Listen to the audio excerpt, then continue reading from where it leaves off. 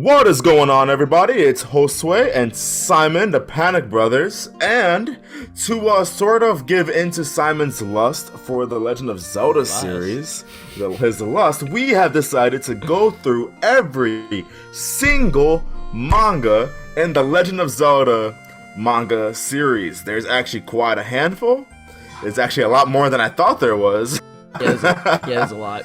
There's a ton, but we're gonna do this. We're gonna go through and start off with obviously the one and only Ocarina of Time manga adaptation, written and drawn by Akira Himekawa, who is actually, funny enough, two people.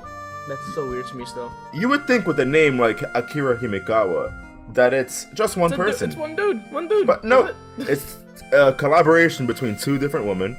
A Honda and S Nagano, they have created this manga without ever having even really, they didn't even have much experience with the Legend of Zelda, funny enough. Mm-hmm. So this was their first jump into the world of Zelda, and they did a pretty good job, if I do say so myself.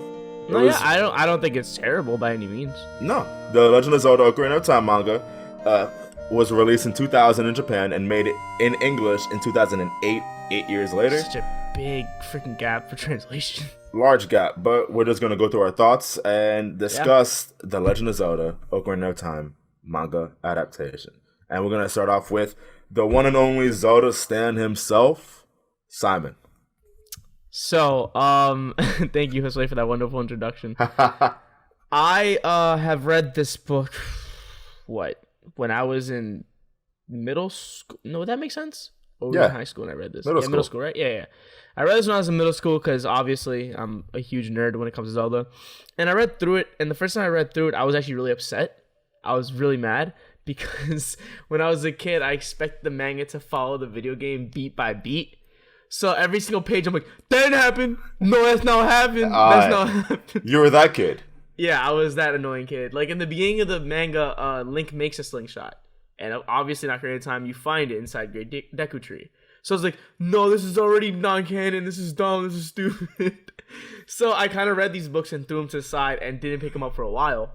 It wasn't until recent where I read them again and actually appreciate them a lot more now. There's things in here that still kind of suck, in my opinion, where it's like, oh, yeah, that's a terrible idea. But a lot of it that they added was actually kind of cool, and I think it actually expands on the Ocarina of Time lore. The thing that I like the most is the Sheik and Link relationship, because in Ocarina of Time, it was more so Sheik would show up randomly, say something, play a song, and dip. Yeah. So with this one, it actually felt like more of a relationship, and I like that they added a twist where Sheik was working for Ganondorf. Yeah, that really cool. That wasn't in the original game, was it? Hell no. No. That was really cool. Also seeing the minions talk to Ganondorf too, like that never happened in the game. That's really cool to see. Yeah. So just to mention that, first off, that this adaptation is essentially, I don't want to say 1-to-1. It's not 1-to-1. No. It adapts the major story beats that it should. Yeah.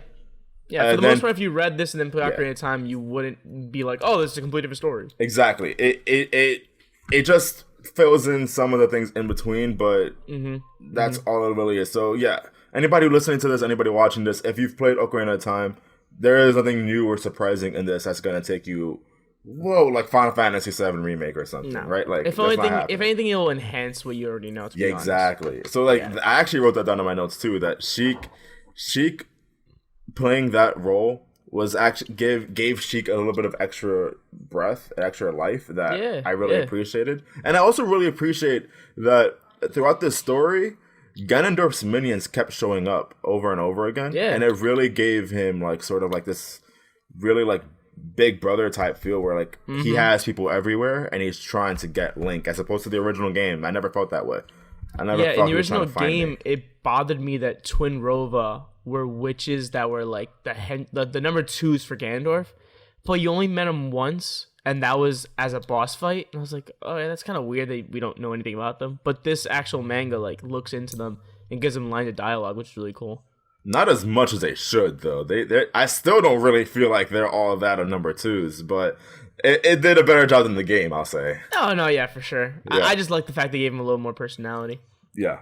But if you're cool with it, I'm just gonna go through the story itself and just talk about my thoughts as I was reading it. That's fine with you? Yeah. Cool. So in the beginning, Link gets his Kokiri sword by Mido, which is not what happens in the original. Mido gives him shit, goes to the tree. Wait, his name is Mida? Mido. Mido. Oh, I was about to say, like, what? Not Mido. Mido. Mido. Yeah. Talk to the tree. You learn about the lore of what's happening in Hyrule and Link's nightmare that you see in the beginning. So it's not too much different from, the original game. Yeah.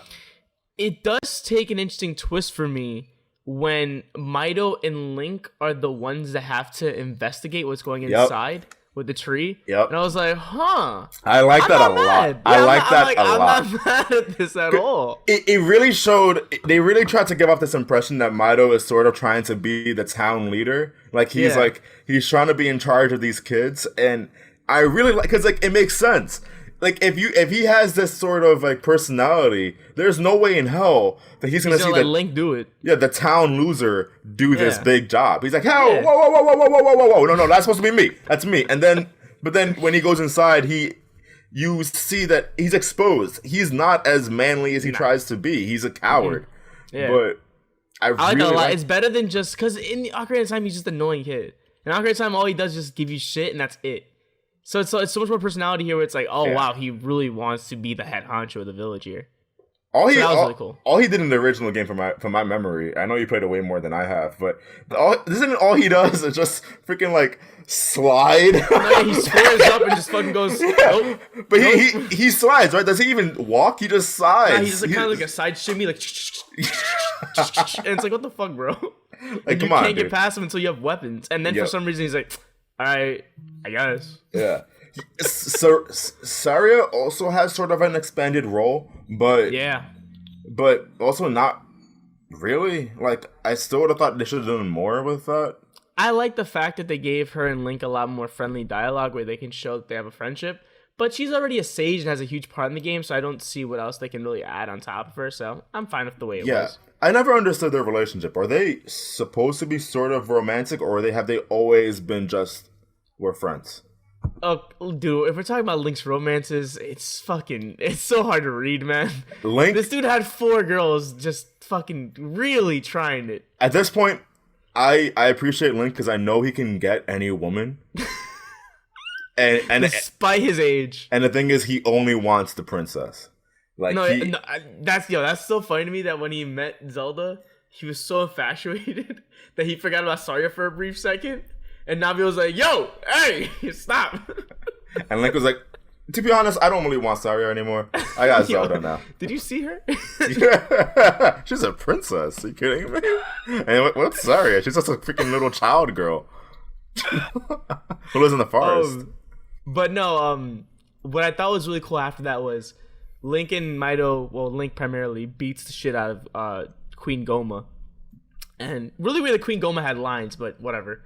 He beats Queen Goma, and then it dies. And then what I thought was really fucking cool, because I was wondering, where's the shield coming? Where the fuck is he gonna pick up the shield?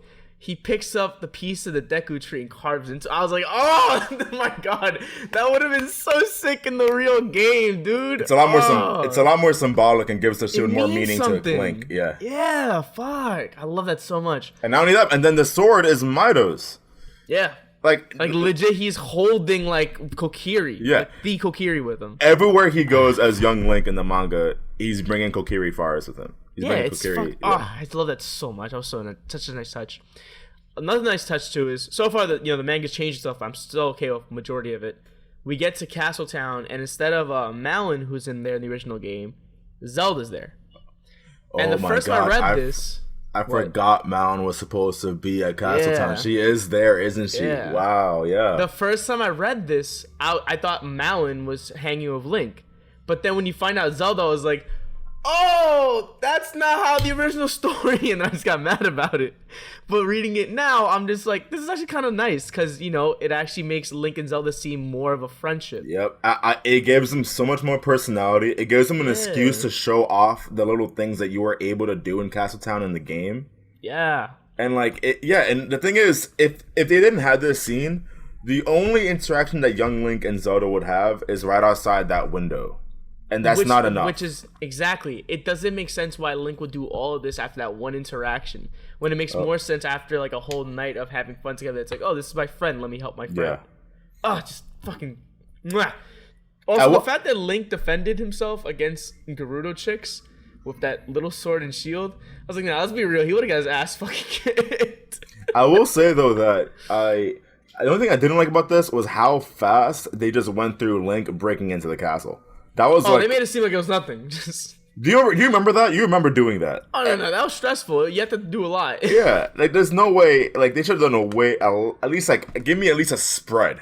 I got mad they didn't even show the ideation of it. Like you didn't even see him thinking about it. You just see him doing it. It's like, wait, where did you come up with the idea to break in? That has been annoying for me in this manga. I really one of the things that I didn't like about this manga was some of the things that took the longest time in the manga would only take like half a page in this manga. every temple was like that, dude. Dude, yeah, every temple, there was no dungeon element. It was just straight to the boss. It was to strip one room with a boss. I was like, what? Yeah. And not only that, the boss would take only like 1 or 2 spreads max to get defeated. And that's what I get annoyed by, because you could have really expanded this. Like the story beats, like the pacing of this manga as a whole was really fast. It's better than its sequel, Majora's Mask, but we're gonna get to Majora's Mask eventually. Later, yeah. But this was just.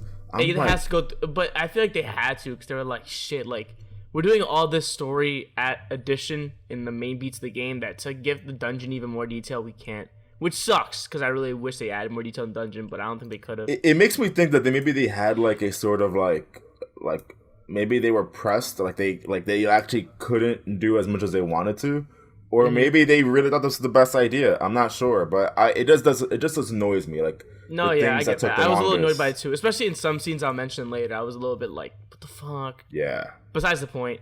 So yeah, the next cool thing in my opinion that happened was Ganondorf isn't seen through the window of the castle. The dude straight up pulls up to the courtyard. And I'm like, oh, I would have loved this a lot more in the original game. Are you kidding me? Yep. It was so dope watching them actually have dialogue between each other and him trying to act like he wasn't trying to fucking pull a fast one on them. Yep. Oh, I love that so much. And not only that, but like Zelda was wary of it from the jump. Like that Zelda was like concerned, but like Zelda as a kid wasn't afraid to tell Ganon off. Like, no, yeah. F you, get the F away from me. Like I don't F with you, bro. Fuck out my face. Yeah, like I really appreciate that, and it really shows off Zelda's personality as much as they could, which I know they didn't have a lot of time to do that, but it was cool seeing Zelda's that. been a cardboard box until Skyward Sword. Every game before that, she has been just a... Especially Twilight Princess was the worst. Twilight Princess was the worst Zelda, dude. Yeah. That was Midna has so much more personality. Wasn't Zelda in Twilight Princess for like 2 minutes max or something? Honestly, she didn't even need to be in the game, really. Yeah, honestly, yeah. that should have been the Legend of Midna, honest to God. The Legend of Midna? Honest to God, though. I mean, no, yeah, like, I feel that 100%. I never felt any sort of attachment to Zelda and Twilight Princess at all. She has more love in Smash Bros. Twilight Princess Zelda. But whatever, we're going on a tangent. No, yeah. Anyway, I thought it was really cute how Zelda gives Link a kiss and he loses his fucking shit over it. But he gets directed to Death Mountain by Impa, which is at this point, from this point to Zelda's Lullaby, it's honestly 1-to-1. Like, the only thing they didn't get is that Link has to play Saria's song to make the oh my god, what's his name? Darunia. To make Darunia happy, but that's not really necessary to tell the story. Everything else is 1-to-1, really. I will say this, though. You're saying it's 1-to-1, but I wrote this, and it actually kind of bothered me. What? It just showed Link going straight to Death Mountain. But as you remember in Ocarina of Time, you cannot go straight to Death Mountain. You have to go through Kakariko Village. Yeah, I know. You have to go through there. But Kakariko Village's role in this manga was so small compared to how it should be. I hated how they treated Kakariko Village. I was going to save that for when he actually goes there. Yeah. But for me, it didn't bother me that much because when you're young Link and you go through Kakariko Village to get to Death Mountain, there's still not much to do yet. You just started the venture. That's so like That's true. I guess they didn't do anything there. That's why. Let's talk more about that when Link gets there. But I'm just gonna say that now that I really was not a fan of that. I have a lot of thoughts about that section. That section really pissed me off. Yeah. So anyway, yeah, he goes to the cavern. He kills the dragon. Gives him. I mean, they gave him the ruby, and all says good. Then they go to Zora's domain. I don't think there's anything between. Did he get Epona? I think it's Epona, like between that and Zora's domain, or am I tripping? I think he runs into Epona between the two. I have the manga. 1 second. Yeah, I'm checking. Yeah, he does. Yeah, he does. When he leaves the Gerudos, he finds Epona, and he plays a song for her. Oh, so that's okay. And then he meets what's his face? Well, that's not the first time he meets Epona, but it's the second time he meets Epona is what I'm trying to say. And he meets Malon for the first time, and then for some reason, this really bothered me. Kaepora, he appears only one time in the whole manga, and that's to remind Link when he's talking to Malon he needs to move. Oh, he's dude. Like, yo, we need to go to Zora's domain. Dude, I hated that so. I actually wrote that in my notes. That was the fourth thing I wrote in my notes. The owl pissed me off because when he right? shows up randomly. Yeah. Like, hey Link, I'm here to help you out in this adventure of yours. Shows up only once else to randomly pick up and tell Link, hey Link, you're kind of behind on the game. Like, we gotta go. Let's go. You gotta, and then that's it. That's it. He's only he could have not have been in this manga and nothing would have changed. I don't think they should have added this manga, but even if they did, why? It was Link and Malon just talking, and he just learned Epona's song. It was a nice moment. I don't understand why all of a sudden he needs to be broken by him, and then it's just so random. He's like, we need to go to the Zora's domain, and then he just believes him, and then he just drops him off in water. I'm like, this is all over the place. It was extremely rushed. And honestly, I would have really liked to see. I feel like it would have been a really cool scene, at least an artwork wise, to have Link standing in front of that waterfall and open it up himself. But no, they just. That would have been really sick. But no, they also never did the Zelda's Lullaby for unlocking puzzles, which I really thought was really weird about this. Because a huge part of Ocarina of Time, there's multiple segments where you have to play the song to get through the puzzle, and they didn't do that at all in the manga. It's like, that sucks. Anyway, they get to the domain. King Zora gives Link the boomerang instead of him finding in the dungeon, of course. And then he goes inside Jabu Jabu to save Rudo and get the jewel. Honestly, it's not that crazy. I did like the fact that Rudo was talking about how the jewel is kind of an engagement ring, and she gives it to Link. And Link, on the way out, asks Navi, hey, Navi, what's an engagement ring? And he has no idea what just happened. That was actually really funny. I thought it was hilarious. Can I ask a question? What? I'm trying to look through right now because I just had this thought. Simon, does he ever learn the Song of Time in the manga? In this? Yeah. No, that also bothered me too. Okay. Because Zelda, I think Zelda hinted at you need to know it. They mentioned Song of Time, but no one ever plays it. So the first time he plays it in front of the Temple of Time door, I'm like, what? When did you learn this? Yeah, I was about to say. Yeah, I'm sorry for having cut you off in that train of thought, good. But I just was like... No, that bothered the fuck out of me, too. Because I was like, I know they mentioned it, but no one's played it yet. Yeah. So how the fuck do you know it? That bothered the shit out of me. Oh, God. Those are weird... See, it's things like that. It misses really important details. No, yeah, it's that kind of needs to be addressed before it happens. It's the... Otherwise, really, the Ocarina of Time would have really barely any purpose. No, yeah, exactly. You could have also taken that out of this manga for the most part, and it would have still went on normally. Yeah, they didn't really add too much emphasis on Ocarina of Time, to be honest. It was kind of the next scene I'm about to mention is really the only time where it's but after that, it's just okay, whatever. But that's besides the point. So yeah, Link now has all the 3 jewels. And he goes to Hyrule, and Hyrule Castle. I really like that it was on fire. I really like that Ganondorf was fucking shit up. Because it bothered me in Ocarina of Time that when this happens in the game, you're going to Hyrule Castle, and it's a storm, and then Zelda and Impa are running away, and Ganondorf's right behind them, and that's it. When you go inside the market, everything's normal. Nothing's going on. So then you're like, wait, so they're on a chase, but the rest of Hyrule is just chilling? Like, what? Yep. So it made more sense in the manga that everything's on fire and ablaze. Now, remind me in the original game. So I like what they did in this manga, but I'm not sure if it happened in the original game. I don't remember it, at least. I played it twice. Don't worry. I played it a couple of times. I just don't remember. Link in the manga, he was confronted by Ganondorf, and that didn't happen. I know, at least not to the extent that it did in the manga. But Ganondorf knew that Link had an ocarina and demanded him to give it to him. Yeah. And Link decided to give him like the old switcheroo and I like what happened. I think he didn't intentionally do it. I think it just dropped. And he got lucky that he picked up Saria's ocarina. But besides the point, I really like that happened. Yeah, so that didn't happen in the original game, right? Oh, Link gave Ganondorf Saria's ocarina instead of the Ocarina of Time.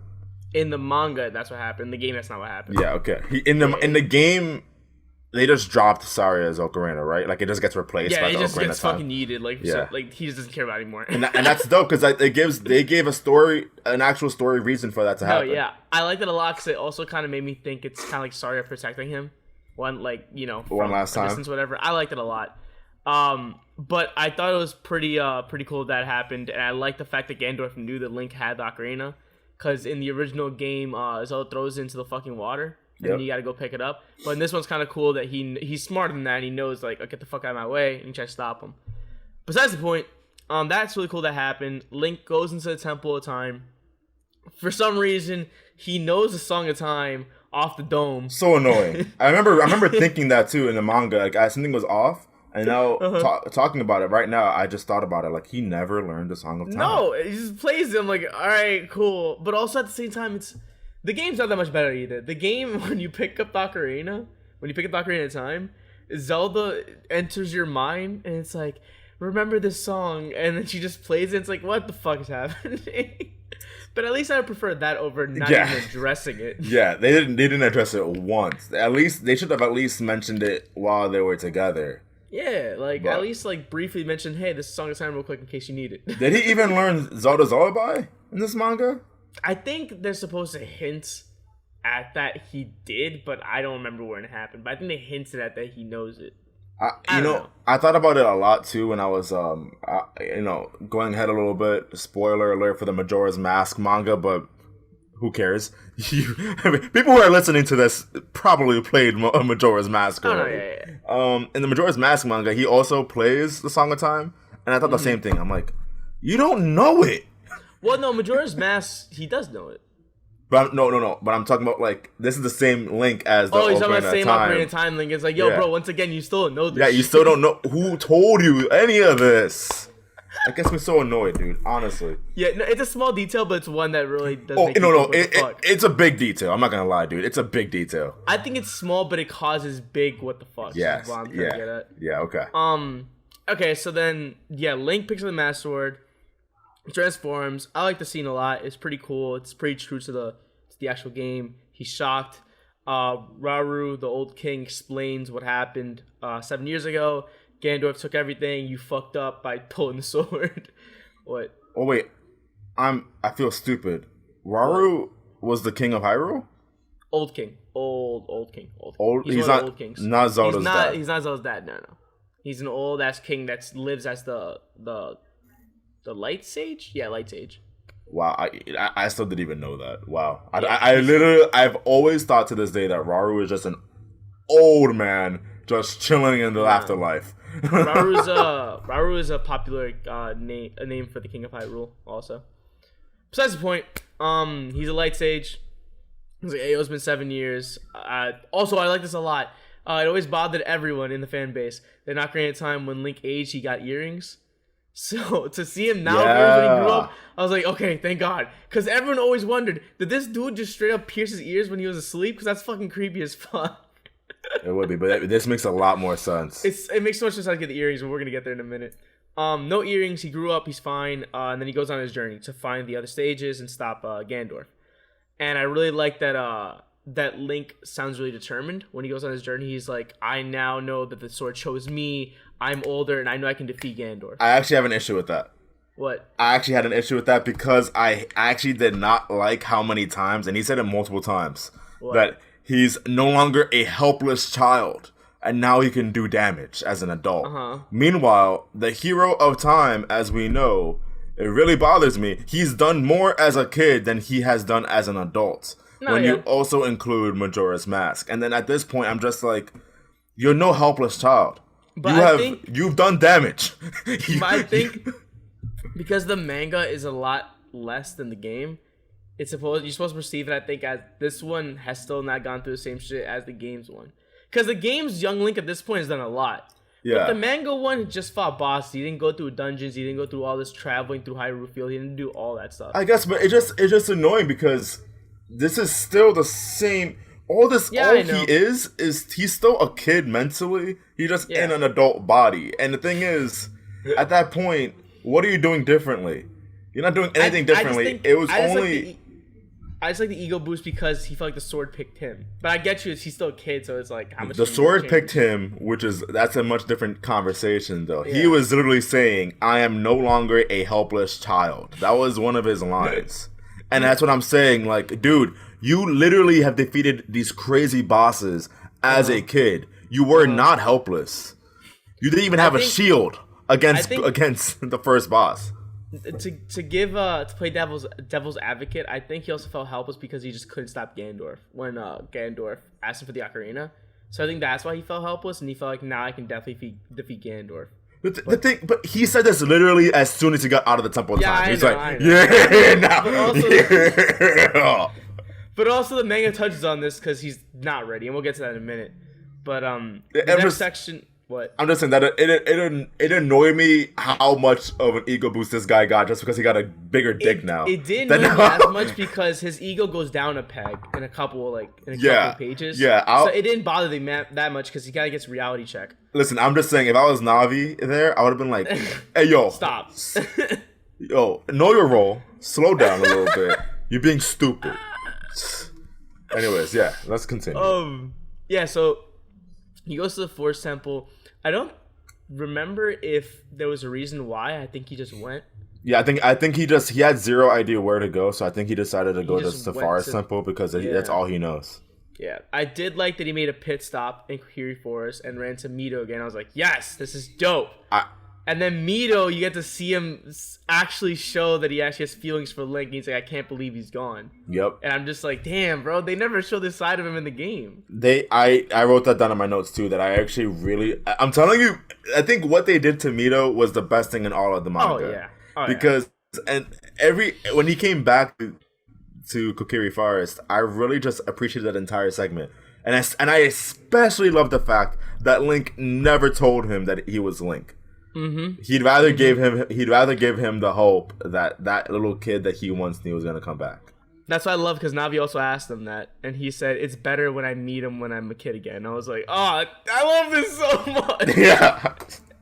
Yep. Oh, that was so nice and heartwarming. But they go to Forest Temple. He helps them beat Fan and Ganon, which when I saw the Fan and Ganon fight, I knew there was no hope for the temple bosses either. I thought maybe the temple bosses were going to be a little more complex, but seeing that, I was like, so no boss can be complex in this. Yep.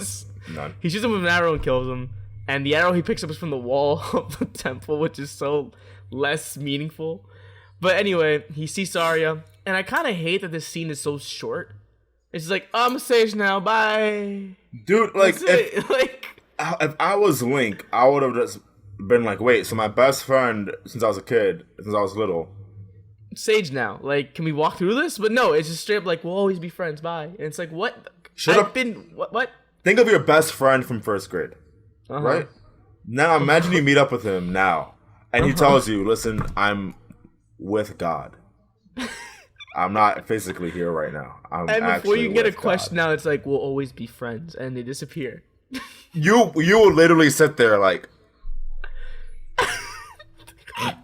you will literally trip balls. Like, you will literally. And then Mito fucking takes it so, or Mito. God, I keep calling Mito. Mito takes it so to heart. I mean, doesn't take it to heart. What's the word I'm looking for?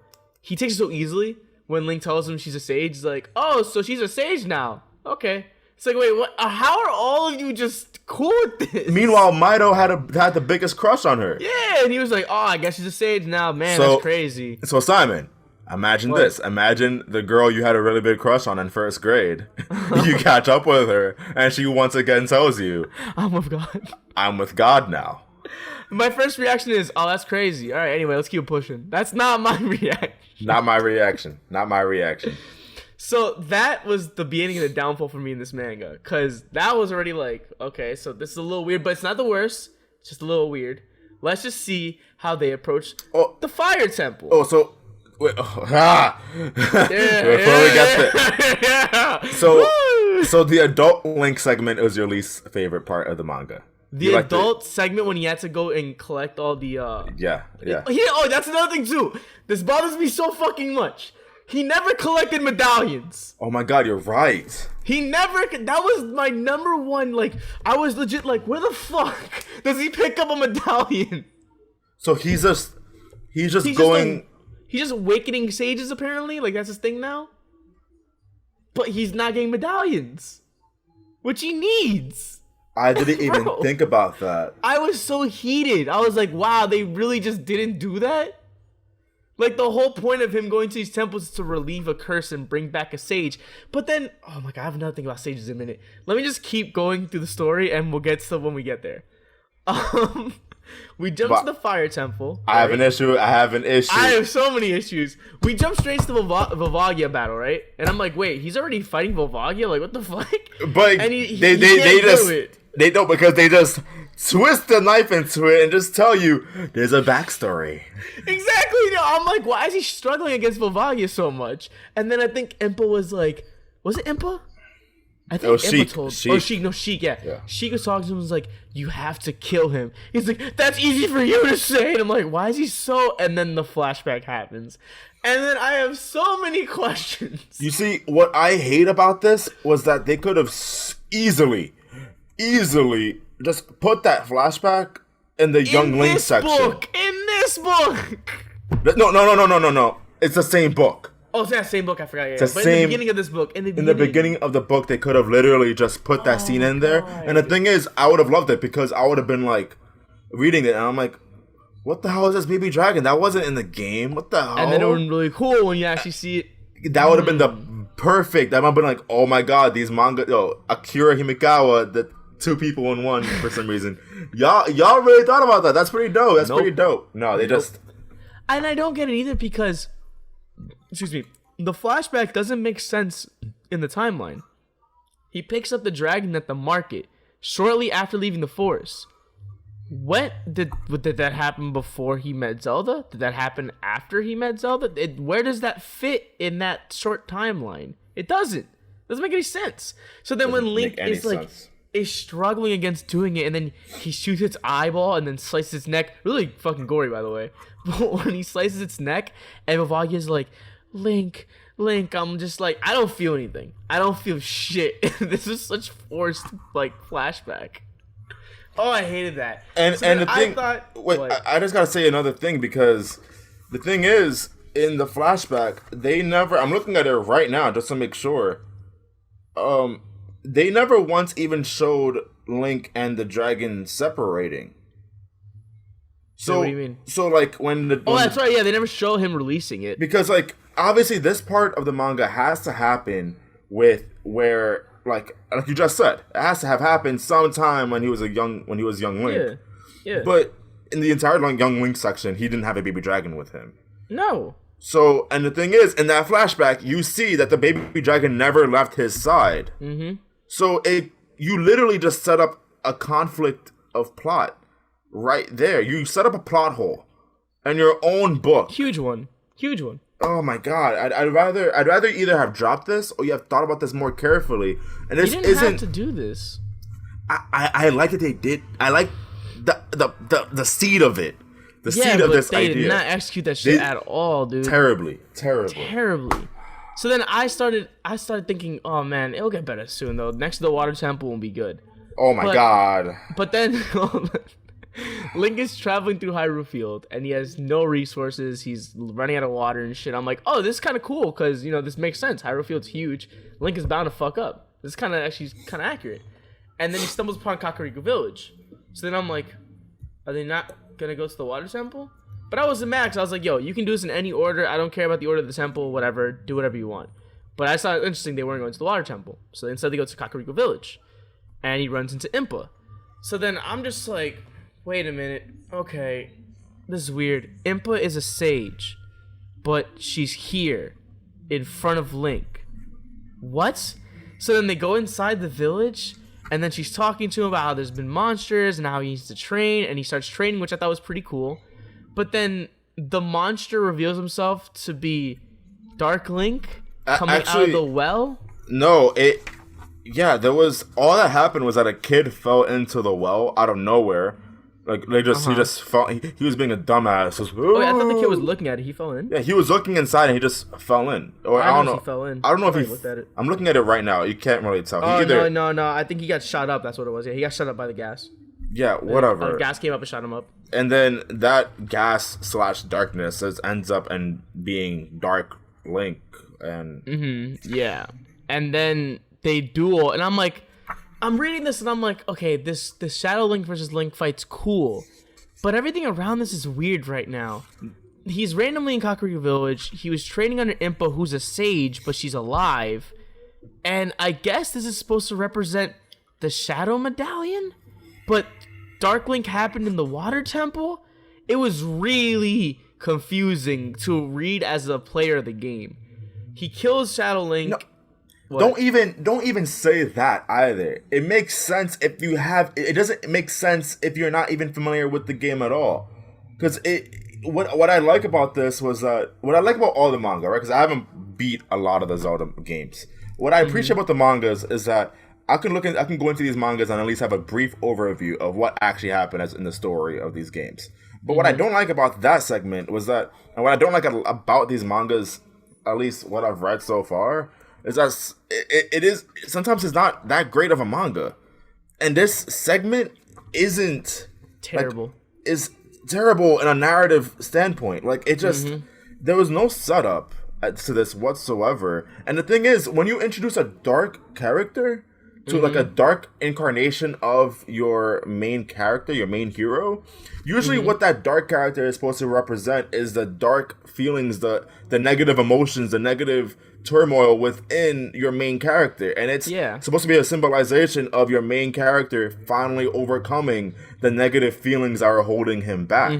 This wasn't that. It was just literally some shadow that just so happened to look like Link, and it was just supposed to symbolize Link learning new moves. But it didn't do anything. It's just a fight. That's it. It was supposed to sort of represent that now he's strong and he's stronger and wiser than what he was, but it was executed terribly. I thought of a great idea when I was reading through this. I thought, how would I approach this? How would I have changed this? And I thought would have been a lot smarter was he goes into Kakariko Village and he needs to access the Shadow Temple. He can't enter the Shadow Temple until he faces himself, which then causes the fight between him and Dark Link. I don't know if you remember in the game, but to enter the Shadow Temple, you need to go behind the graveyard and activate all the torches in this, that room would have been perfect for a Dark Link versus Link fight. And it could have been a lot more symbolic between the dialogue they were having, whatever flashback happened during that fight. That fight then could lead him into the Shadow Temple. He beats Bongo Bongo, and then he sees Impa. Yep. The fact that it's so backwards, it doesn't make any sense. And then later on in the story, you find out Impa's a sage, and it doesn't make any sense why she's a sage. It just happens. She's alive, and it doesn't make any sense, dude. Doesn't make any sense. This was they ended Volume 1 terribly, in my opinion. Oh, dude, we didn't get to the wait, was it in this volume, or is... Okay, no, that is the end. Yeah, okay. Yeah, and it goes back to my point about Kakariko Village. This all happens in Kakariko Village.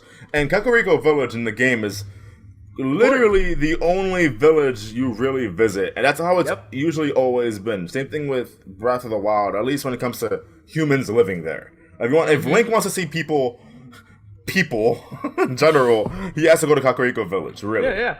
That's the only place that... They even said in the manga, though, it's the only place that still has peace. Yeah, exactly. And the thing is, in the game, there are so many little plot lines that they had. Like, obviously not like some fantastic Shawshank Redemption level plot lines, but there is the windmill. You have the graveyard. You even have the little side plot with the skulltulas, the skull. Yeah, the golden skulltulas, I think they're called. Yeah. And again, you have a handful of little things that you could have done there. You can touch on those. And again, and it bothers me the fact that the only way you can get to Death Mountain is to go through Kakariko Village. Even that could have been a little subplot to include in the manga. But no, for some reason in the manga, they have completely separated Death Mountain and Kakariko Village as places, as locations in the world of the manga. And it bothers me because it doesn't... that was the one part reading this that I was like, that makes no sense. How is Link going from Death Mountain, then now in Hyrule Field, like dying of thirst, and then stumbles upon Kakariko Village? If this was more accurate, he would have got out of Death Mountain like, yo, damn, I'm parched, and just go to Kakariko Village. Yeah, and just go to a store in Kakariko Village. He has it right there. Oh my god. Like you said, it bothers me so much. There's so many things that Kakariko Village doesn't even come to light. Like, why don't you mention the windmill or the graveyard? Yeah. Or like the Golden Skulltula house? It did nothing. Like the village is dead, and it just really sucks that they did it like that. If I never played the original game and I just read the manga, I would have literally have thought that Kakariko Village was an afterthought. It was like a very maybe not even canon. It was something that was brand new in the manga. Yeah. Meanwhile, it seems like it's not anything relevant in the game. Meanwhile, you went to Kakariko Village like probably the most out of any other place in the game. And there's so much to do in there. Yeah. It fucking sucks. And then this gets so much worse. Okay, it gets a little bit good, but then it gets so much worse again. I haven't got to my worst part, in my opinion, the worst part of the whole manga. But this next part, kind of cool that the next volume begins with them coming up with a plan to lure Link into a trap on Lon Lon Ranch. You can see the villains actually coming up with something, and they use brainwashing on Talon. And it's a really great way to bring back Malon, and I really appreciate that. Yeah. So it's really cool they brainwashed Talon and his other coworker, I forgot his name. And then, he takes over the whole ranch. They trap Link inside. And it's really cool to see Link now, after all his training and the hookshot, get out of that situation. And it was kind of funny to see Malon fall in love with him. Yeah. But she was what I didn't like about Malon was that she's super just damsel in distress. Super. No, I mean, I think that's her whole thing. Like, she loves being that. Like, she loves being the person that needs to be taken care of by a prince or a king. Which really sucks, but it is what it is. Anyway, so that whole thing happens. And it wasn't anything crazy. I just liked it because it brought back Lon Lon Ranch again. And it showed Malon as an adult. And then Link gets out with the horse, which is really cool. Yep. The next section, though. My God, the next fucking section, dude. This is the worst part of the entire story. Him with Naburu? No, Naburu? You mean Ruto? What? Yeah, you'll see what I mean. You'll see what I mean in a minute. Sheik tells Link, "Hey, I heard Zelda's in the haunted wastelands." Yeah. And I'm like, okay, I guess they're going to the Spirit Temple next. Cool. The whole time when I'm reading this, I'm like, once again, when is the Water Temple coming up, guys? We haven't got there yet. I open the next page. Why are we at the Water Temple? Why are we at the Water Temple? Why are we there? What happened to the wasteland? I wrote this in my notes. I hated how much of an afterthought the fire temple. How would you call the Goron temple as young Link?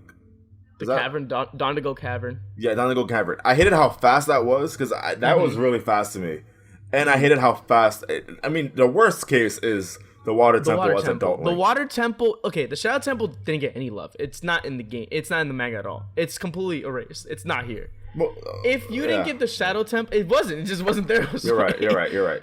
If the Shadow Temple's not in the manga, why even put the Water Temple for a second? If you're gonna give the Water Temple a second, you might as well not have given it any love to the Shadow Temple. Honestly, because it doesn't make sense to me. He was going to the wasteland, but then the next page, the king is telling him, "Here's the way to the Water Temple, Zora," and then him and Ruto work together to go in and then kill Morpha, and then she's like, "All right, I'm a sage," and then that's it. It was like 4 pages. Such an afterthought. And I was so mad. And she has to bring it up too that like they're gonna get married, and there's just a weird thing to bring up. Like, so weird. It's so out of nowhere. And then they go right back to Wasteland. I'm like, what just happened? Yeah. What just happened? They handled the Water Temple. I mean, To be fair, the Water Temple is really hated by majority of the fan base. But come on, dude. Yeah, I know. You gotta be kidding me. I know. He went in the original game. He goes through an ice cavern to get the iron boots. Yeah, the iron boots. He goes to an ice cavern to get the iron boots. Didn't show that at all. Like, come on, are you kidding me? Like, didn't they introduce? Because wasn't every single Zora frozen? Weren't they frozen? Yeah, but they didn't even show that. Yeah, right. They didn't show that. Nothing. They didn't show any. Dude, all they showed was, shit. There's a temple. Ruto, Link, kill the boss. All right, that's it. I'm like, what the? So anyway, from Shadow Temple, whatever, if that's what you want to call it, to Water Temple is definitely the worst part of this manga, in my opinion. And then it slightly starts coming back up again. But yo, that shit will forever be the worst section of this manga, in my opinion. Anyway, so Link goes to the Wastelands. He goes to the Gerudo Valley. Sheik turns out to be a what's it called? A traitor in Link's eyes, yeah, and turns him in to the Gerudo like jail cell. But then Link breaks out by destroying Naboora's like what's it called? Jewel that's brainwashing her. Is her name Nabooru? I thought it was Nabooru. Is it Nabooru or Nabooru? Nabooru, yeah, Nabooru. I'm thinking Namura. You should. Always think about Namura. Namura's brainwashed whenever he makes his games. Before that, I forgot to mention, I did like the hallucinations a lot. When he was in the valley, the Gerudo Valley. I liked a lot that when him and Sheik were traversing, he had hallucinations where he hallucinate Volvagia crying. He hallucinated like the Skulltulas, not Skulltulas, the Skull Soldiers attacking him. I thought that was really cool. Because the desert's supposed to be something where you can see hallucinations, and they never do that in the game. The thing is, what was the point of that?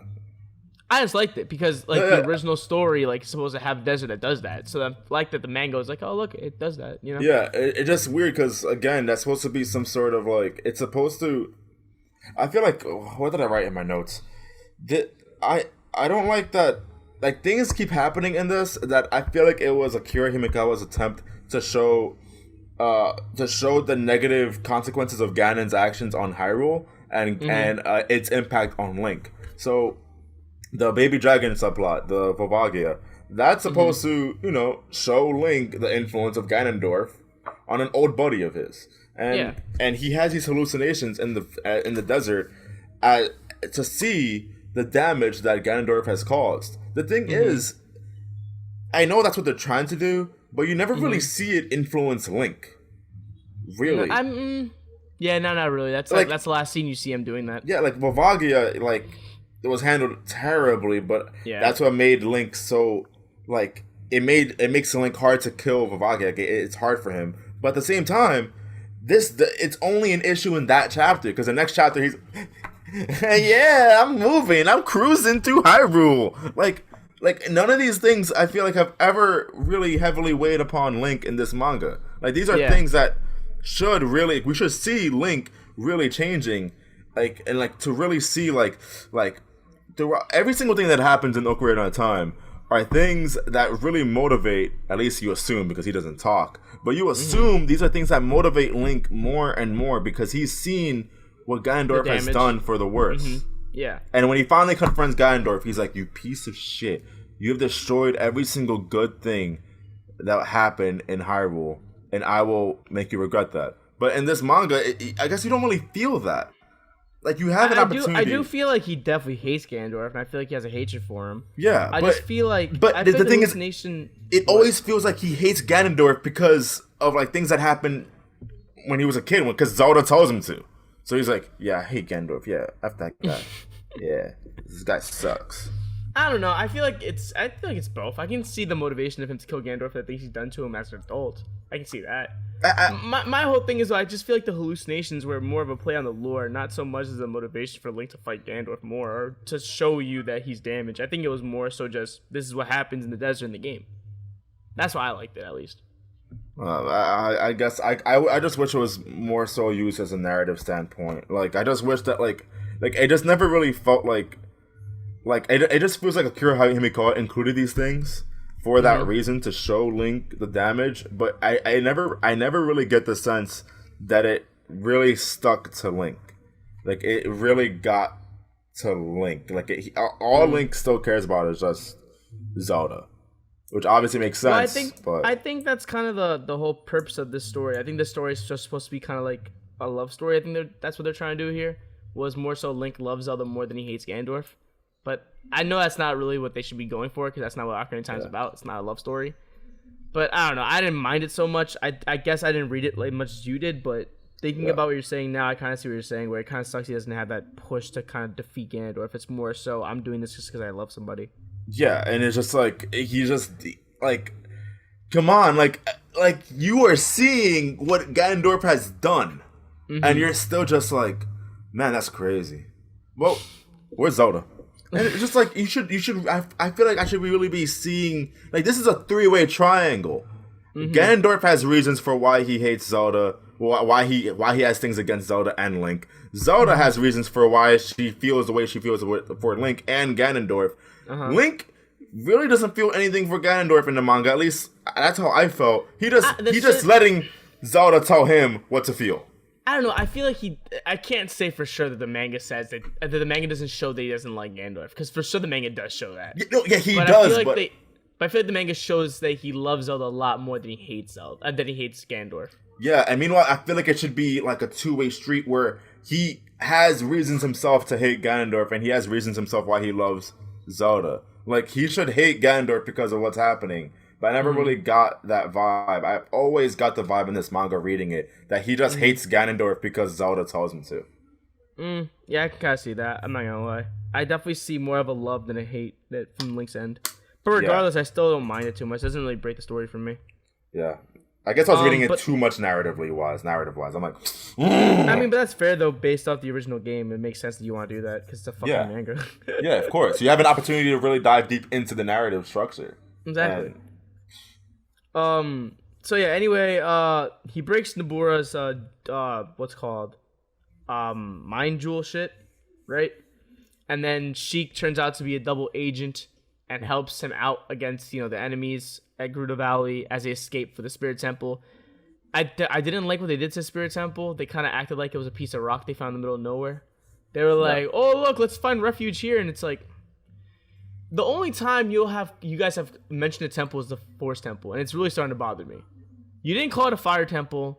The Water Temple isn't even a Water Temple. Shut the fuck up. Y'all just danced around that. Shadow Temple didn't exist, and the Spirit Temple is just refuge you found in the middle of a desert. Like, what the fuck? Anyway, Sheik is hurt, and then Sheik reveals to be Zelda. Does an early transformation, way earlier than she does in the original game. I didn't mind it. I thought it was actually kind of nice that she already revealed her identity. I don't mind that either, because I always wish that they just kind of like had more of a relationship, and I like that they did that early. I didn't.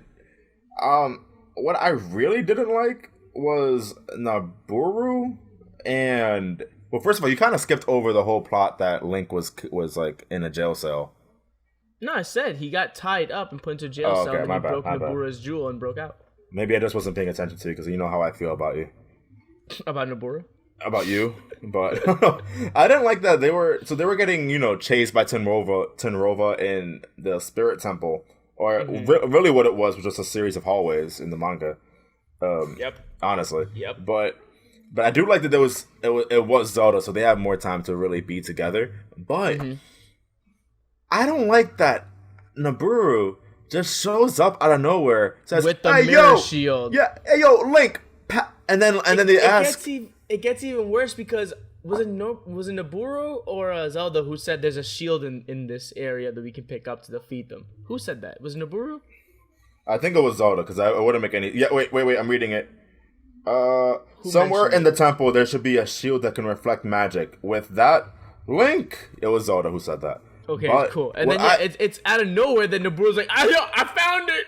What? No. She didn't find it. She said that she used to raid the temple a lot when she was younger. Yeah. And the thing is, I like that plot. Like, that makes sense to me. That these desert people would look for. They would look for stuff in the desert. And like, of course, I would believe that. There's no way in hell, in my opinion, that there's a temple, at least how it was in the manga. There's a temple in the middle of the desert. You're telling me that these sand people just never went inside and checked out what was inside? Yeah, for sure, yeah. That makes sense to me. But I just don't like that. Like, it wasn't brought up once, and then out of nowhere, she's just like, "Oh yeah, I figured you guys might just need this. I didn't know you guys might want it." And she had it on her the entire time. She had to. Did she go home first and get it? Also, I didn't like how Zelda conveniently knew that a shield that lived in that temple was the perfect thing to defeat Twin Robo with. How convenient. That was kind of how convenient. Way too convenient to just knowledge drop that shit real quick. And then like, what? How convenient is it that Naburu, who hasn't been part of this for a little while, just is like she what? No, but is she just thinking in her head, hey, you know what? I think Link and Zelda may be in that temple. And for some reason, maybe they might just need that one shield that I, stole while I was in there a long time ago. It's way too convenient. Yeah, let me just go home really quickly. Let me pick up that shield. Then go travel through the desert to find that temple. Find where they are in that temple. And just conveniently have to give them that shield just in time before they die by Tenrova. It is way too convenient and way too much of a time crunch. God, I read that and I was like, come on. No, I feel you. It doesn't make any fucking sense. She just casually appears out of nowhere. We're like, oh, yo, shield. Yep, makes no sense.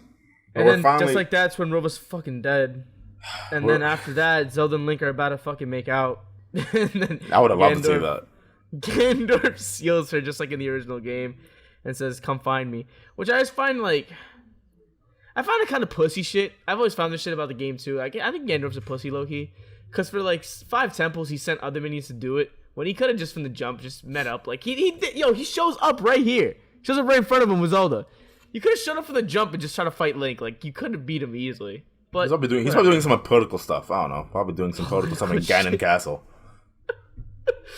So yeah, him and Nabura, they go to the castle together, which at first I thought was really weird. I'm like, wait, so now she's a party member? That was really strange. But I like that they gave some of these characters more life, including her. But it is weird. But it doesn't make sense to me because once again, sages aren't physical. They're all dead people. Impa's not dead. Naburo is not dead. And they just somehow. And remind me, didn't they just in a throwaway line like, oh, by the way, hey, Naburo, you're a sage. Yeah, no, right here, right in this one little panel, they're like, oh, like all sages are now. You can't see it. It's like all the sages are now together. We will use our power to form a bridge to Ganondorf's castle. And it's like, so you just gonna casually mention that Impa was a sage now, and you're just gonna casually mention that Naburo is the other sage? Can you remind me? Was that how the bridge was made in the original game too? Yeah, it's a rainbow bridge made out of sages. But in the original game, you've already met all of them. You know they're sages, and they're all dead people. And this one, there's half dead, half alive, half sage, half not sage. Oh, it doesn't make any sense, and I don't understand. I just realized the majority of the sages are women. Wow, I didn't realize that. Yeah. Also, what doesn't make sense to me is once the bridge is made, Nabura disappears, but they don't show her body disappearing. She just literally disappears from the manga. So then, are you supposed to think that now she's like transcended from the physical world to an actual sage world? Like, what exactly is the mechanism for sages in this manga? It doesn't make any sense. Oh, I hated that so much, dude. Anyway, Link one-shots the castle, straight up to the piano room. Like, dude doesn't even struggle to get through the castle. I hated that so much, but whatever. Yeah, that was really annoying. I did like a lot that that Ganondorf made a callback line to the original game, saying that the Triforce of Courage and Wisdom that they had were just toys, and they should give them to him. I was like, that's from the game. That's dope. And then they just essentially have their fight. Link does his one cool move he mentioned early in the story. It's cool because now I have the spin attack and only uses it one time against Ganondorf. I'm 90% sure that in a real sword fight, I don't think anybody would really be like, oh my god, I need to use a spin attack. I need to use the move where I can't see shit for a good couple seconds. Oh my god. But no, it's really cool because Link knocks him down and then they eventually go to the castle escape sequence. I thought for sure the manga was going to show Zelda and Link escaping the castle. Oh, you thought too much. I thought for sure they were going to be like, yo, just show them like navigating, trying to talk while defeating all these monsters. No, it's just straight up they're out. They're out and the castle's already fallen. And they think they saved the day. But of course, Ganondorf becomes Ganon. And then it's the final fight. Honestly, it's not that crazy. It's just like the game. And what I don't like, I understand why they made his weak point the tail in the game to sort of it's a boss fight. He has to have a weak point. Yeah. It is kind of weird to see this giant monster in a manga format, though. Like, why? Like, it's just weird to me seeing Link defeat this Ganon by just going for the tail. Uh-huh. And I know they have that one. Like, it's just weird. Like, why is the tail a weak point? In the game, it makes sense because it's a boss fight. Bosses have weak points. Maybe I'm just criticizing too much, but I'm just like, this is weird. I'm just reading this. You know what's really weird? The fact that Link hesitated before killing Ganondorf. The fuck kind of shit's that? You remember that? He looked him in the face. He's on the ground. Link has to make the final blow, and he hesitates for a minute. Like, he gives him a look of just like, I'm not sure about this, and then stabs him. Why'd he hesitate? It looks like he's about to cry. He looks like he's about to cry. Right? He's too. like, oh man. But that's what I'm telling you. He doesn't hate Ganondorf. Yeah, I know. I get you now. But what I'm saying is, I still think he hates him, but it's more of a love for Zelda than a hate for Ganondorf, which you just don't know how to show. He does this straight up only. He only did it after Zelda told him to. Otherwise, dude, I'm telling you, if I was Link, I would have been like, yo, if I was Link, there's no hesi. I'm piercing your nose with my sword. Like, yo, me? you're not even human anymore. You're a pig. Yeah. I'm killing you. Link had. And then, what? No, Link just doesn't. I don't know. He's weird in this manga, man. Like, it's whatever. And then, do you know what's the worst? And the last thing about that final battle that really pissed me off? What? Josue, where were the light arrows? Oh, you know what? That's a really great point. I didn't even think about that. Fuck with it, yo. Every single Zelda game always has the light arrows, the last minute item you get to seal away the darkness that Ganondorf has, or whatever main villain it is. Where the fuck were they in this last fight? What I'm gonna get angry about is if I read another Zelda manga and they bring that up.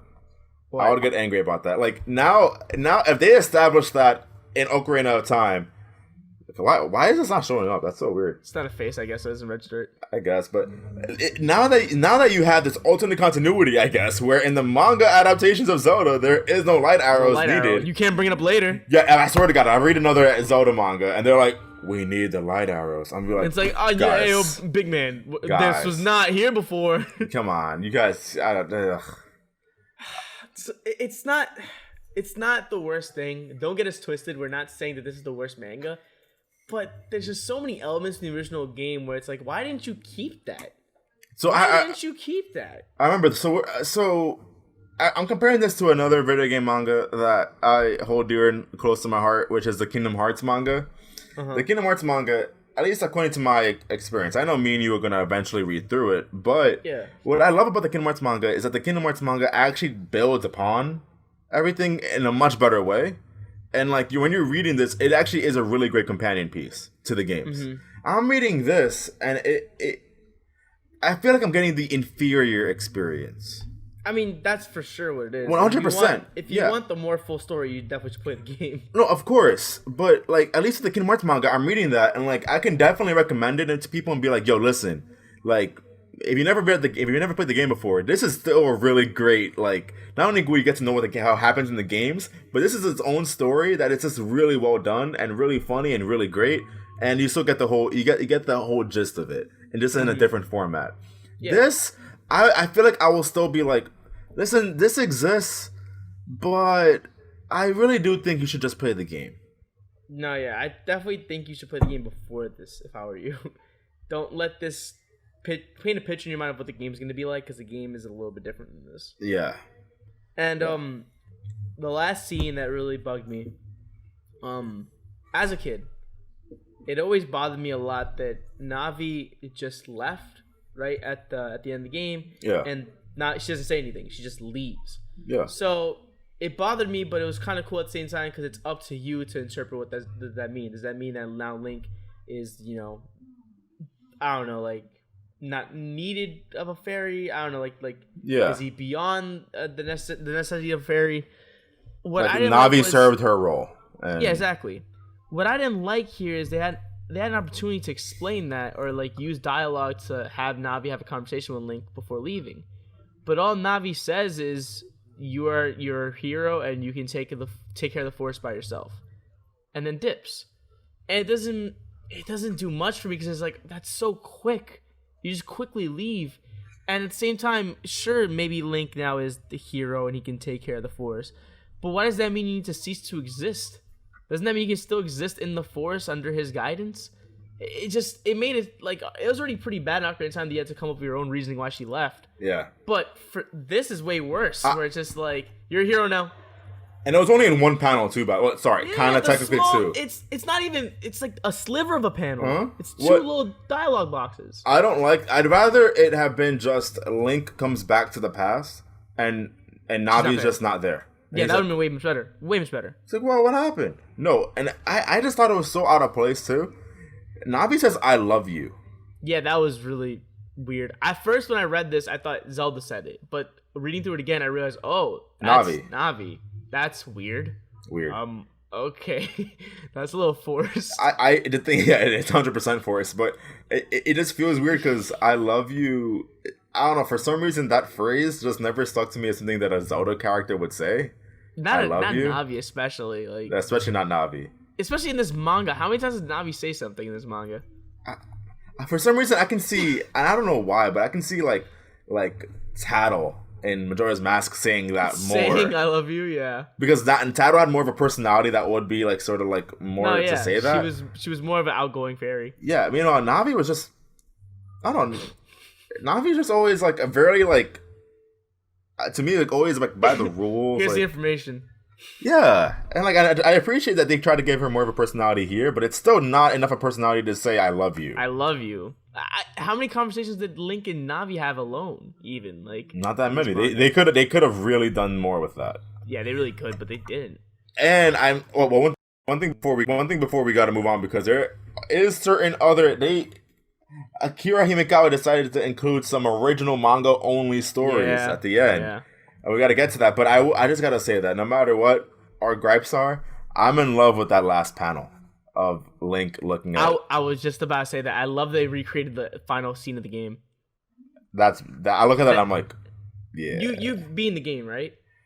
I know the ending. I never beat the game. I know the ending though. Oh, dude, the first time you played through the game, this is me nerding out for a minute, but the first time you played through the game and you get to that last scene, it kind of does something a little bit, not gonna lie, because it's like, oh my god, this is where I was when I started the game. Yeah, I'm back, and then like literally the screen freezes. You can't do anything. You can't go to the main menu. You can only turn off the game. It's literally stuck there, and it's like, fuck. I love the manga recreated that. It was so nice. Yeah. The only thing I wish is that they still had that Yoshi window. The paintings on the wall. I'm kidding. That would be so overall, thoughts on the main story if you exclude the extra side stories. Yeah, extra side story. What's your review out of 10? Out of 10? Yeah. Give it a 5. I don't know. 5. I'll give it a 5. Like I think my Zelda standing has to give it higher than that, just because there's so many moments in this where I'm like, I really love the game. So you know what? For me, I would have to say 7. I take my review back. I'll give it a 6. I don't regret reading this. Not at all. And there's just a lot of issues that I have with it. But 7, I can't give it as much of a 7. I'm hoping that the other mangas will be better than this, though. I really hope. Some of them, I'm not gonna say anything. Actually, I'll wait for you to read them. You read every single one already? The only one I told you I already read all of them before. The only one I haven't read is Link to the Past. Oh wow, interesting. Yeah, that's the only one I haven't read yet. But I'm still gonna reread them for our conversations anyway. Okay, can you just give me a little sneak peek? Is there at least some light at the end of the tunnel for this? Oh, there's definitely better volumes than this. Cool. Ocarina of Time is not the best volume out of all of them. I'm not gonna say which one, in my opinion, is the best one, but this is not the best one. And this is a spoiler alert already, but I don't like the Majora's Mask manga. I know you don't. You do? I told you the reason why I like it is just the ending was just there's so much lore at the ending that wasn't explored in the video game that made me go. But it's hard because that's not that's what we're about to treat these last 3 chapters that are manga exclusive separately from the main story. So you'd have to do the same thing. But I know, but what I'm saying is like hold on, let me see if I can find it. The moment when Fierce Deity Link talks, I nutted. I fucking creamed. Hold on, where is it? You know what I'm talking about, right? There's a moment where he transforms and he says, "The fuck is it?" Oh, where is it? "Oh, beat it, you little troublemaker," and then the little masked salesman disappears. I was like, "That's my king, Fierce Deity Link, baby." Also, I love Fierce Deity Link. I'm shocked. I feel like you would have liked these versions. The Oracle Seasoned Ages? No. Just look at the. Those ones. No, I have these. Yeah. But I know you would like these more. Oh yeah, for sure. Oracle Seasoned Ages, by the way, is the first one I ever read. Anyway, good? I like them. I also think Oracle Seasoned Ages are one of the most slept on Zelda games, so that's a whole separate discussion. Yeah. Anyway, yeah, 7 out of 10 for me, 6 out of 10 for you. I thought it was pretty there. There's a lot of differences that kind of kill it for me, but overall, I think it really captures a lot of, what the Zelda games try to present through their games. Yeah. So we have 3 extra chapters. Two of them represent one story from. It's supposed to be a prequel of sorts for Young Link, and then the last chapter is supposed to be a sort of add-on chapter to the adventures of adult Link, which bother me, and we're gonna get there. But I'm just gonna say real quick, the thing I did like about that last arc, or that last story they added at the end of this volume, is it does kind of make sense that they did that, because Zora, Gerudo, and Ritos are like, the different species in the Zelda world. So it always bothered a lot of people that Ocarina of Time is the one that doesn't have Ritos in it. But the other games that came after tried to add Ritos all the time. You know what I mean? The thing is, they weren't even called Rito. I know, but I think that's their way of trying to, rope in, like, hey, there is like bird people in this, haha. But even then, the thing is, I'm not defending it. I'm just saying I thought it was a cool idea, but the execution was not there. Well, now we gotta talk about it. So what happens in this last chapter, right? Is that Link is. We sort of get to see a little bit more of the fishing area in Ocarina of Time, the lake that he gets to fish, and also that crazy laboratory scientist guy. I forgot his name. Yeah. You remember his name? No. Yeah. Well, regardless, that crazy scientist guy, and Link meets a character that was never in the original game, which is like a bird character that, in hindsight, we're looking at this like, oh yeah, that's a Rito. The thing is, if we got to go back to when this was created, and we can't really do that, because I know we're saying like, oh yeah, this could definitely be interpreted as a Rito. Well, we can't do that, because even when Rito were first introduced, they didn't look like this, and Rito didn't look like how they do here until Breath of the Wild, and for a fact that Masahiro Sakurai. Well, not Sakurai. And I'm so stupid. Miyamoto. Wow, I'm stupid. Miyamoto was not thinking about the Rito as they were in Breath of the Wild.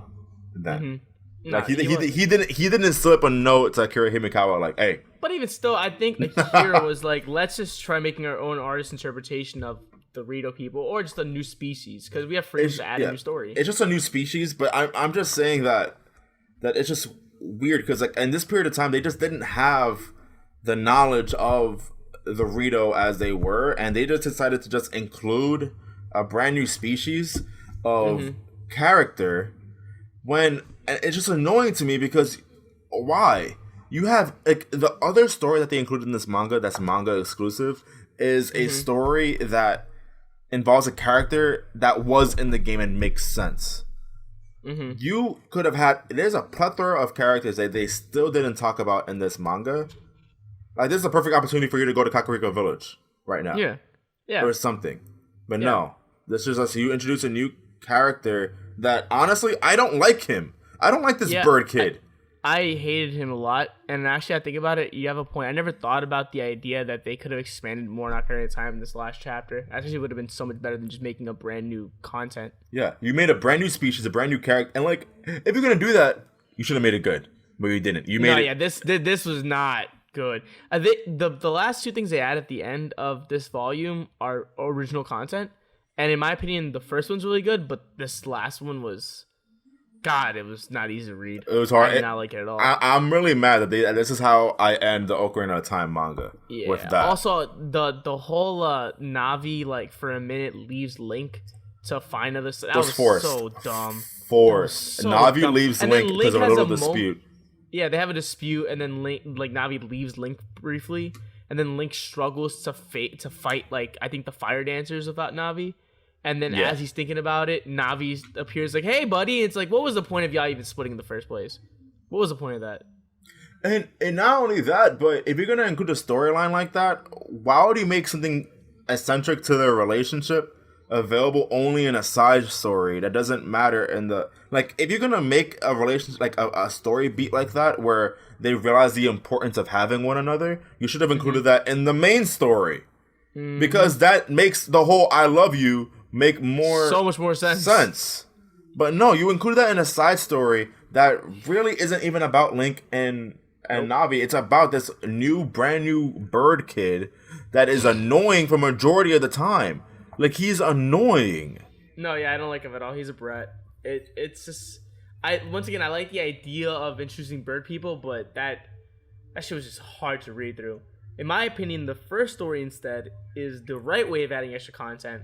Because what they did was they expanded more on what was happening in Link's village before the events of Ocarina of Time. It's a prequel that I really enjoy seeing because you get more time with Link and Mito and Saria and really see the relationship that they had. It sort of made me wish that this was included in the main story as a sort of like, but it wouldn't make sense narratively. So I get it, but it still would have been so dope to have that as like prequeling the whole story. Because it was just so cool to see them all interact in the village before anything happened and see how their characters actually act outside the game's forced narrative. And they add some lore with the festival happening, and like they need to make masks for like the whole play. And the thing is, the entire time I'm reading this, I'm like, this is a really cool low-key setup for Majora's Mask. Right? I was like, this is nice. This is awesome because like obviously who's the central figure in these 2-part chapters? It's Skull Kid.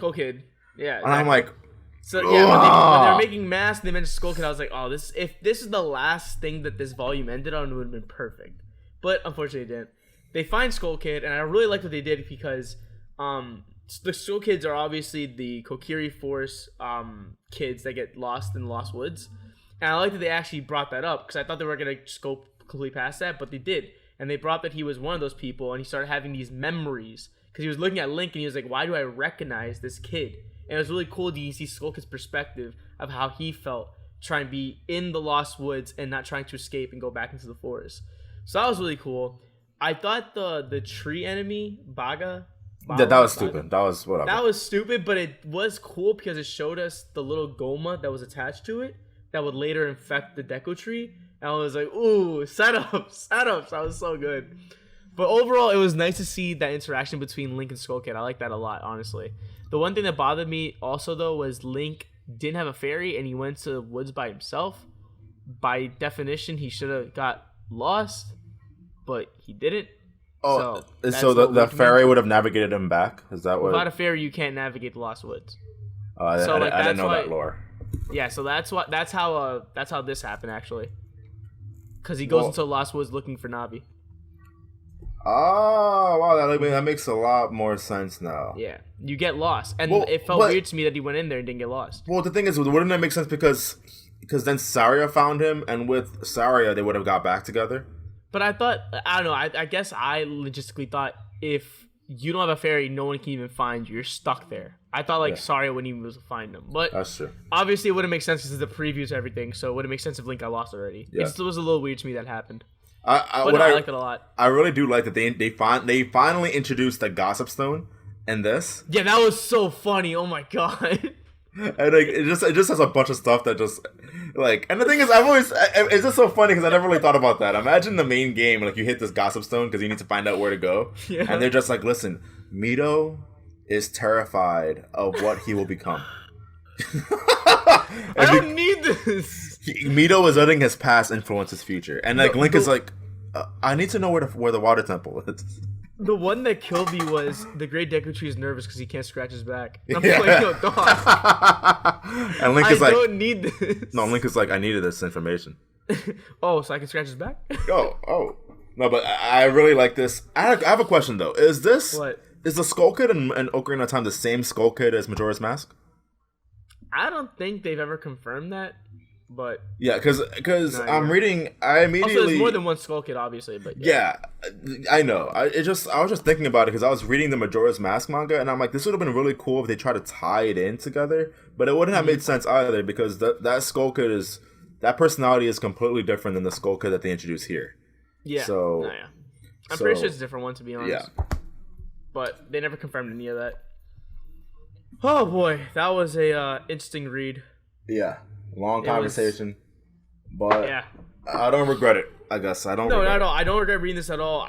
Dude, I'm a Zelda stan. I will read any filth that they make based off this fucking series. Like, you know me. How many 3 more versions of this? How many fanfics have you read?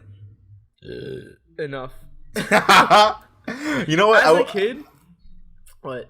I just wish that because as we know now, there's like so many chapters apparently to Twilight Princess that and it's still ongoing. It's still ongoing, and I'm like, damn, Ocarina really needed that treatment. Yeah, if Ocarina had like a 7 parts to it or some shit like that, I would eat that up. Yeah, I know you would. $100 easy. I'll pay for that. Oh, what were you gonna say as a kid? I was about to say, and this may be cut from the final edit, but as a kid, when you're growing up and you're such a Zelda stan, you get to travel through the Zelda community, and you see a lot of fan art community, and a lot of that fan art is Link having an orgy with Malon, Rito, Zelda, and Saria, a lot. So reading through this, it's hard for me not to fucking remember that there's so many people out there reading this like, oh yeah, fuck yeah, Link has a 4-way in this chapter.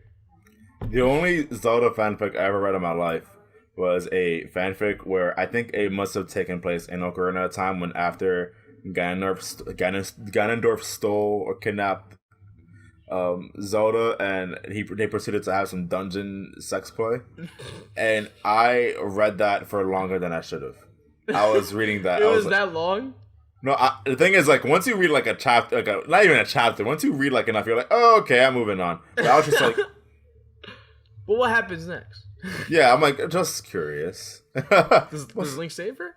This story is really good. The characters here are so lovable. This is awesome. This is great. I love this. Oh, man. So, yeah. Those are our thoughts on the volume 1 and 2 of Zelda Ocarina of Time manga. Next week, we're going to cover the Majora's Mask one, which Josue has a lot of hot takes on, and I personally enjoy. So, we'll get there. You only like it for the last chapter. It's fire! The Fierce Deity chapter is so good. I will say this: it at least has a better ending than Ocarina of Time. Sure. Oh, way better, yeah. The Fierce Deity Link is so stupid. Can't wait for us to read the Kingdom Hearts manga, man. That's gonna be freaking forever from now. We're treating your lustful sin right now. If the Ocarina of Time chapter, 2 volumes, lasted us an hour and 30 minutes to talk about, the Kingdom Hearts gonna last us 3 hours talking. This is an hour and a half. Yes. Oh God, this is gonna be a bitch to edit. Kingdom Hearts is gonna be so much worse than this, dude. Especially because the Kingdom Hearts 1 has 4 volumes. Yep. We're gonna be stuck here for a minute. And I think the first volume is almost as thick as these two Ocarina of Time mangas. Yep. The thing is, that's what Ocarina of Time should have done. I know, but once again, that's gonna be so much content to talk Ocarina of Time, no, not Ocarina of Time. 358 over 2 days has 5 volumes, and I know you were like, "Yo, but that's mad long," and it's like, no, it needs that. It kind of needs that. Yeah. Ocarina of Time it sets up a lot. Ocarina of Time should have been more. Listen, there's other mangas we're gonna read through. There's other mangas. There's more to come, and I promise you, this is not the best one. It's gonna get better. I promise. Whatever. Anyway. Thank you guys for listening or watching, whatever platform you guys are viewing this on. As always, please leave a comment, like, share, subscribe, do whichever you need to do to help support us. And until next time, stay safe and take care. Peace.